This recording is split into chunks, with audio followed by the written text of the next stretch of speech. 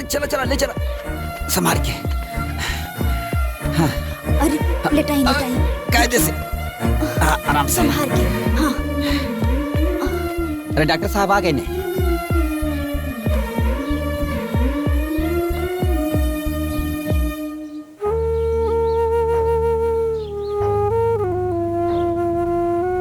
इनकरा के बहुत कमजोरी बा।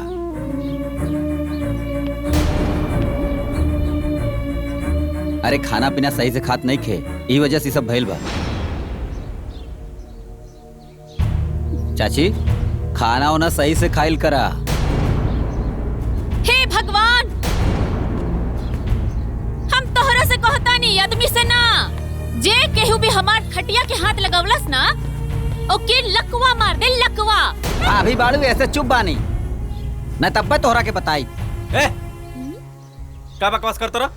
एगो तो हमार सामान बिना पूछले ले गइल हवा, आ ऊपर से हमारा मेहरारू से बहस करत रह। जेकर माई बाड़ी ओके कोनो परवाह नहीं खे। हे भगवान, ऐसे औलाद केहू के न दिया। ऐसने औलाद के तो कोखे में मार देवे के चाहिए। उठ। ए बाबू, उनका खटिया दे दा, हमके उठावा।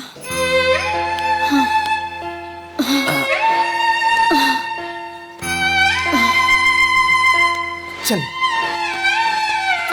आराम से चाची। हाँ।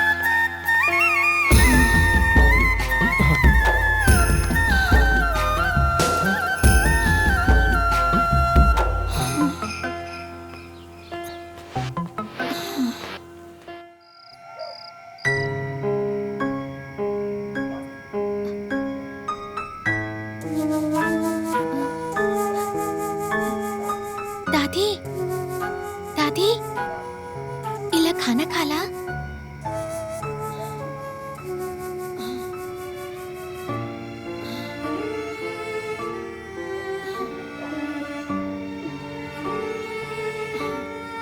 दादी,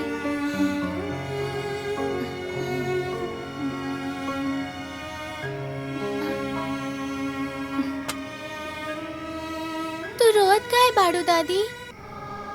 रोला से कोनो फायदा ना होई, ऊपर से लेट से खाई तो और ही तबीयत खराब हो जाए। मम्मी पापा के राव एको चिंता नहीं खे। अभी तक तू अपन बच्चन खातिर जियत रहलू, अब हमरा खातिर। तू ही कहत रहलू ना, जे दर्द के घुट घुट के जिएला वो कमजोर हो खेला, और जे दुख सहला पर भी मुसीबत से लड़ेला वो बलवान हो खेला। तू तो बड़ी बलवान बाड़ू ना, हंसदा ना एक बार।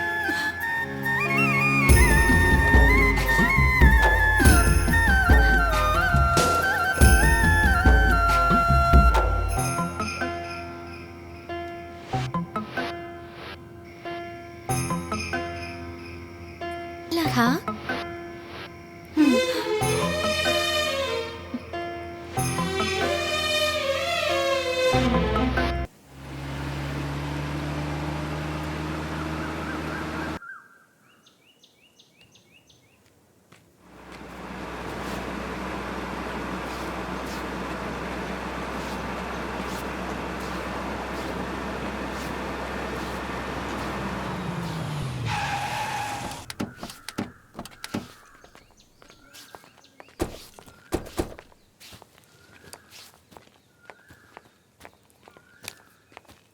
प्रणाम प्रणाम प्रणाम।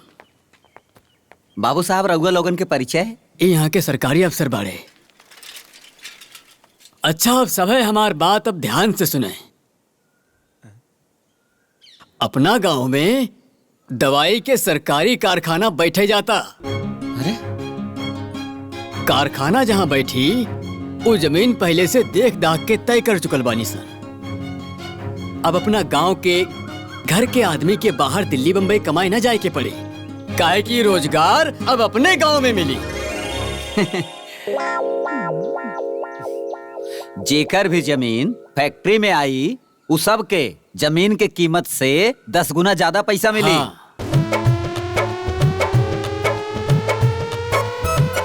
कारखाना जहाँ बैठी उस जमीन पहले से देख दाख के तय कर चुकल बानी सर।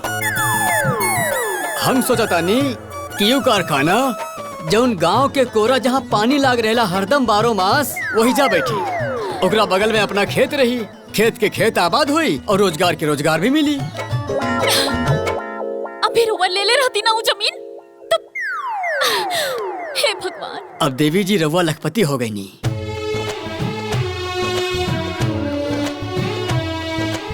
अब और बाकी के जिंदगी सुख चैन से गुजरी।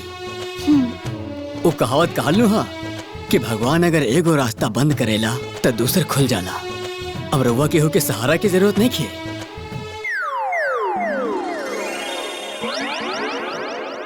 प्रणाम प्रणाम प्रणाम। हमारी बात सुनी सुने चलिए हमारी बात सुनी हमारे कहीं पूरा बात सुनी सुने काहे की सेल बनी बताई काहे के गुस्सा बनी दूसरा साइकिल के संग आई नहीं। हां आप हमारा के बिल्कुल ठीक ना लगा सर। अभी तो खाली साइकिल पर आइल बानी, अब तो दूसरा संगे भाग जाई। भाग जाई? हाँ। हे भगवान हमारा सोना जी के ऊपर भूत सवार हो गई। ना ना ना हम समझ गए नहीं हमारा क्या करे के सोखा के लगे लेके चले के चल। सोखा के ना डॉक्टर के बुलावे के पड़ी। डॉक्टर? डॉक्टर बता बतानी हमार कौनो बात ना सुने ले। हाँ? कहले रहनी ना जमीन लेवे खातिर। हाँ? हमार जिंदगी बर्बाद कर देला तू ब्याह करके ई घर में। हाँ? हाँ? पानी भरल रहेला। अभी बता बतानी। स्टॉप बोलनी है ना हाथ जोड़ता नहीं। अरे भाई मारी भाई स्टॉप बोलना पनी कुमार स्टैचू सोना जी कहाँ भाई कहाँ हो सोना जी?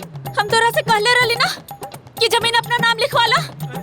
तू तो हमरा कोनो बातें नहीं खे मानत पड़ा। अब वो जमीन पे पैसा मिली तो उ केकरा के मिली? अम्मा जी के? वो बुढ़िया राज करी। अगर हमके मिल गल रहती तो हम रानी बन के राज करती। अब वो बुढ़िया के पास पैसा हो जाई हम छुछुनर नियन ताकब। हाँ? निकल बाहर। तोहरा से बियाह करके करम फूट गइल हमार। सोना जी अब कोनो गड़ पड़ी ना आ मैंने रे ससुर रे वीडियो डिलीट कर वीडियो डिलीट कर। डिलीट ना पिक्चर सीधे हिट हुई। अब पूरा गांव में घूम घूम के बताई तू कितना बड़ मेहर मौगा बाड़ा। नमन में अरे मर्दो अपने मेहरारू के हाथ से मार खाता रहा। अरे तू मर्द ना मर्दो मेहरारू के माथा के दर्द हुआ दर्द है तू रही के सरवत खाते रुक सारा अरे रुक अरे बाप रे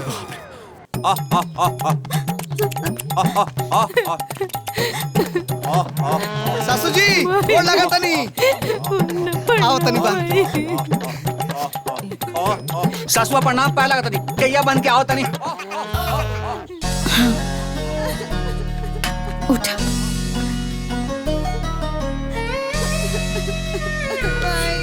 चुप हो जा लो, चुप हो जा मत रो, चुप हो जा।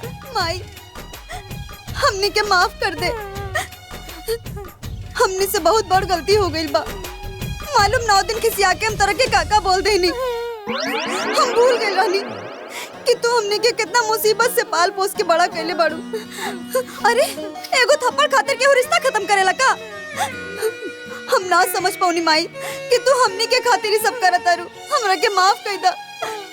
हाँ माई हमने के माफ कर दा माई। तू ही तो कहत रहलू माई गंगा समान होली लइकन के गलती के माफ कर देली। हमनियों के माफ कर दे माई। हाँ, चुप हो जा। भाल बेटे अरे माई के काल तबीयत खराब रहला एमे से केहू ना आइल हवे। आए बरा माई के पैसा मिले वाला बेटे तो सब टपकल का ए भगवान। ए जी हमरा तो लागत है ना कि लक्ष्मी इतना आसानी से पैसा ना दी हमनी के हाथ। अरे वो बड़ी कंटाइन बिया। आता न जाता और चुनाव चिन्ह छाता। पैसा ओकरे बाप के हा जी हमनी के नाले में दी। हाँ हमनी के अपन मेहनत बढ़ावे के पड़ी। घर से लेके बान तक माई के एक काम नहीं करे देवे के और फिर माई के हमनी के ऊपर भरोसा हो जाई और फिर सारा पैसा हमनी के। वाह वाह सारू जी वाह। ब्रह्मा जी जब ज्ञान बांटत रहनी है नो तो ऐसा लगा था कि रहुआ लाइफ में सबसे आगे खा रहनी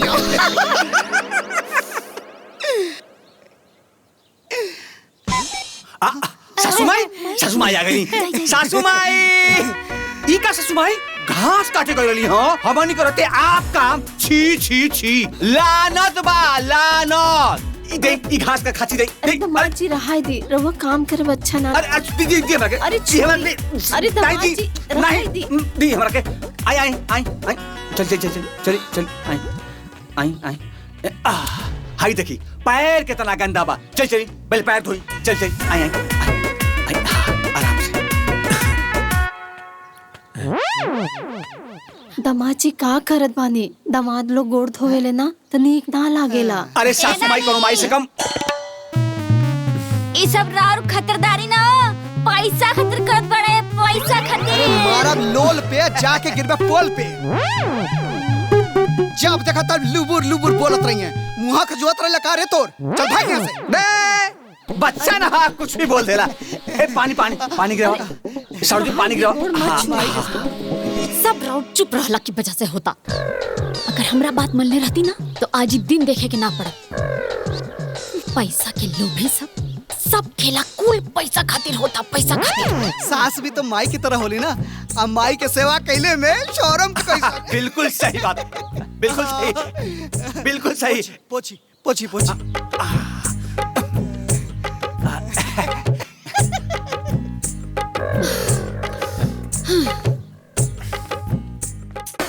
प्रधान जी प्रणाम प्रणाम प्रणाम हाँ जाई बैठे खातिर खटिया लेके जी सासू माई हाँ, चल। चल छोड़ू भाई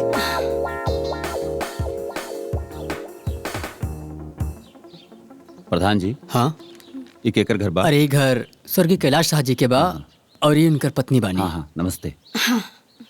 माता जी घर के पेपर और रसीद मंगावल जाओ। अच्छा ए गुड़िया जा खेत का कागज ले आवा अच्छा सब चेक कर लिया।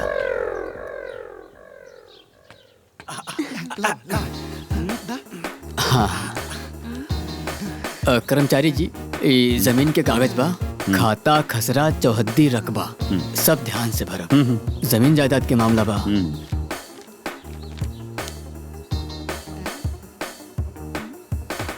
देखी होता कुल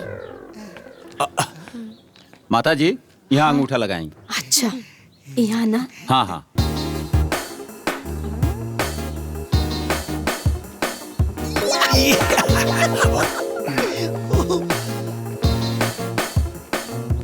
देख ली सब सही बा। मुबारक हो माता जी बस कुछ ही दिन में आप लखपति बन जाएंगे। हाँ ठीक बा देवी जी फिर और कोनो सेवा हुई तो प्रधान जी चल सासू माँ की जय हो सासू माँ की जय हो सासू माँ की जय हो सासू माँ की सासू माँ की सासू माँ की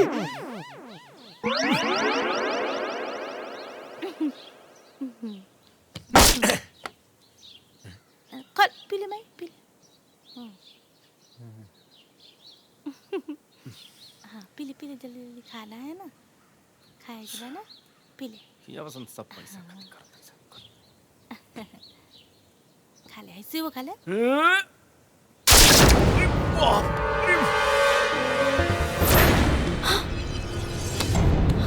माई माई अरे माई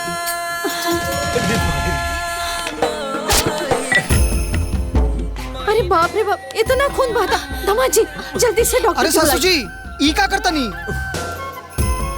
जवन बेटा रउआ के घर से बाहर कह देलस ओकर इतना चिंता अरे मरे दी एकरा के मरे दी माई का करेजा इतना पाथर का ना होला जौन अपन बेटा का दुख देखत रही रुकी हम डॉक्टर के बुलावता नहीं ए माई बैठ तू मायरे तू हमरा के माफ कर दे रे हमसे बहुत बड़ गलती हो गई हम भगवान ने महतारी के हमेशा परेशान कई हमेशा हमारा के आज एगो इतना छोट चोट लागल तू इतना घबरा गइल हुआ माई हम तोरा के बचपन से लेकर आज तक ले हम बहुत कष्ट दिले बानी हमरा से आज के बाद ही गलती ना हुई माई हम हमरा के माफी दे दे हमके माफ कर दे ना बेटा हमके माफ कर दे भाई इस सारा गलती ना हमरा से ये कुल डैनी हमरा से करवैले पिया आज अगर हम ना छोड़ केहू रोक दे हमरा के काट काट हट ना भाई ना बेटा ना हट के काट के दूध डाल कर ए बाबू, ये में दुल्हन का कौनो गलती नहीं खे। ये उतार चढ़ाव ना नियति का खेला है। ये जौन भी कुछ भइल है ना, ये में हमार ज्यादा गलती बा। दुल्हन तो अपने जगह ठीक ही रहल है। माफ कर दे करा के। जी हमको माफ ना दुल्हन, खुश रह। देखलू यह हमार माई के ममता। अब हमार बेटा बेटी का खुशी यही में बा, तो यही सही। बाकी यही बहाने वो लोग हमारे संगे तो बा। अब इससे ज्यादा हमरा के और का चाहिए। अब ज्यादा से ज्यादा हम 5 साल और जियब, तो इतना पैसा का हम करब का।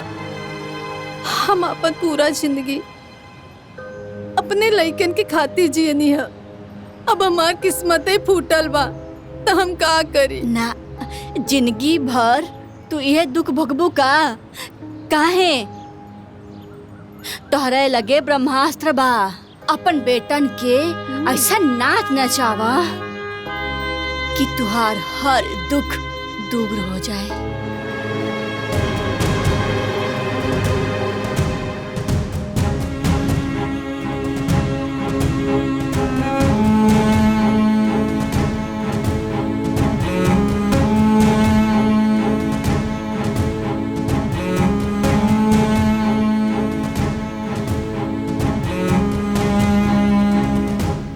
दुल्हन, ए ईश्वर, ए गुड़िया रानी, सब क्यों बाहर आवा। हाँ सासू जी। हाँ सासू माई। हाँ बोल। बैठा, तू लोग से कुछ बात करे की बा। बैठ बैठ।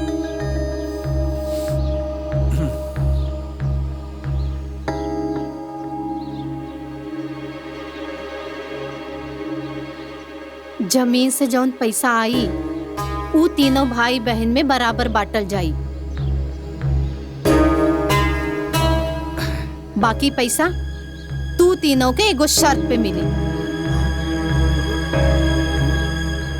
30 साल से हम अपन इच्छा के मार मार के जिंदगी जियत आईनी है। तू लोगन कारण न हम नीमन कपड़ा पहनी, न हम नीमन खाना खैनी, आपन सब शौक मार देनी।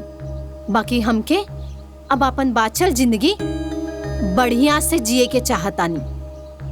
अब हमरा के नीमन कपड़ा, नीमन चप्पल, नीमन खाना सब होखे के चाहिए। और हाँ, एक अच्छा डॉक्टर से पूरा शरीर का जांच करवावा, बीमारी हो या ना हो। अगर ये सब शर्त तू लोगन के मंजूर बा तो पैसा मिली, ना तो ना मिली। अभी बतावा, तू लोगन के शर्त मंजूर बा? हाँ मंजूर बा। मंजूर बा। ठीक बा। अरे हाँ, बाकी एक बात तो हम भुलाइए गई। दुल्हन, तू लाली पाउडर लगावे कहाँ जालू? Beauty parlour. हाँ, तो हमों के वहाँ लेके चलिया। हाँ? अरे अरे बाप रे बाप, भाई 50,000 रुपया हम कर्जा में डूब गए बनी। अभी और हम कितना कर्जा में डूबम कौन ठीक नहीं के।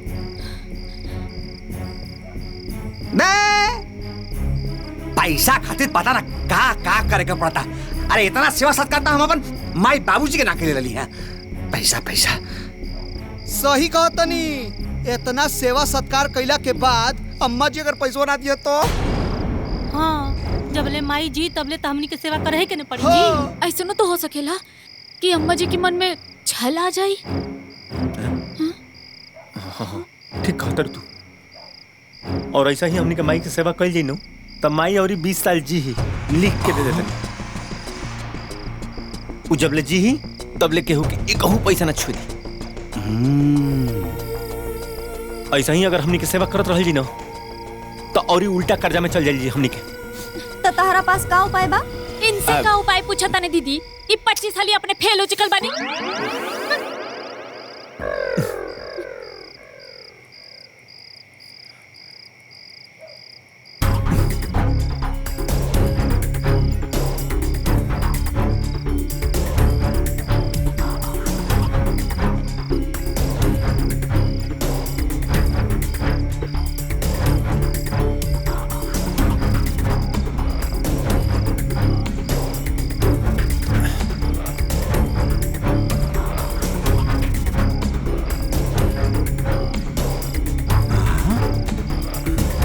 हमारा लगे एगो उपाय बा।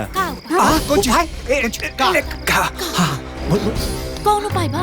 बोल बोल बोल। सब करा के पैसा चाहिए ना। चाहिए चाहिए ना।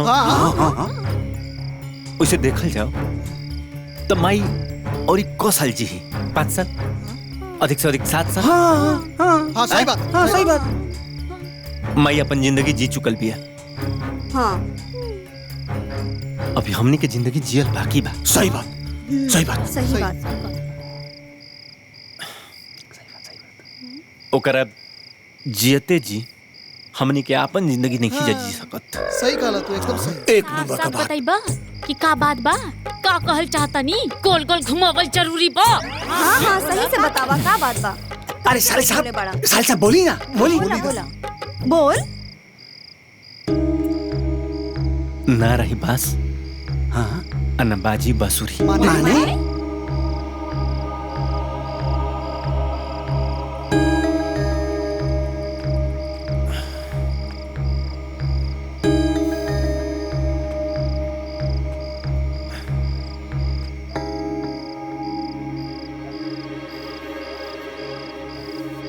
माई के मारे का पड़े।